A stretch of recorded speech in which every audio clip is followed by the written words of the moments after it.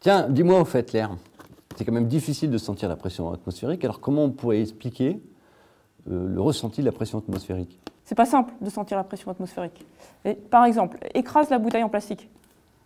Bah, pour écraser, j'enlève le bouchon. Bah, attends, pourquoi tu enlèves le bouchon là? Bah, parce que je sais que si j'enlève pas le bouchon, il y aura trop de pression dans la bouteille, je ne pourrai pas l'écraser. Donc tu vois, déjà là tu sens bien la résistance, la pression de l'air. J'ai une autre petite expérience si tu veux. Regarde, un bocal rempli d'eau. Dans le bocal, je mets un canard. J'ai toujours un canard dans la poche. Donc je mets le canard. Le canard flotte. Les plumes sont sèches. Logique. Logique. Je prends une bouteille. Le bouchon est fermé. J'ai coupé le fond. D'accord? Je la mets au-dessus là.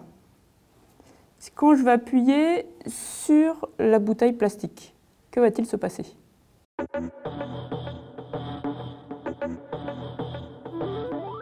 On va mettre un petit trait au crayon sur le bocal. Alors vas-y. Donc j'essaye de descendre la bouteille.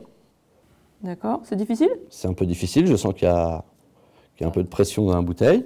Ça résiste? Ça résiste. Je fais le constat que le niveau de l'eau dans la bouteille est descendu, mais le canard est toujours au sec. Et puis que le niveau dans le bocal est monté par rapport à son niveau initial, puisqu'on a dépassé le trait qu'on a marqué tout à l'heure. Exactement. Donc qu'est-ce qui s'est passé à l'intérieur de la bouteille?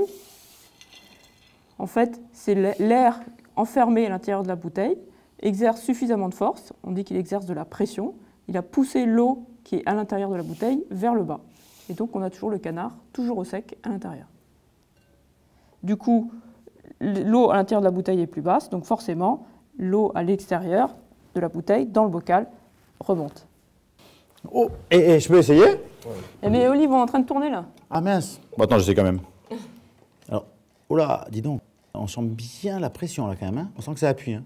Mais ça n'aurait pas un lien avec les phénomènes de marée, les surcotes? C'est un peu le même truc, non? Eh oui, tout à fait, c'est ce qui se passe à grande échelle. Quand on est en situation anticyclonique, c'est-à-dire qu'il y a des hautes pressions, donc ça comprime l'air, c'est de l'air très lourd qui va appuyer sur l'eau. Et donc l'eau va tendance à baisser, les marées vont être plus basses. Hein, et inverse, donc là, il ne faut pas jouer dans les cailloux à marée basse, parce que l'eau est encore plus basse que les côtes habituelles.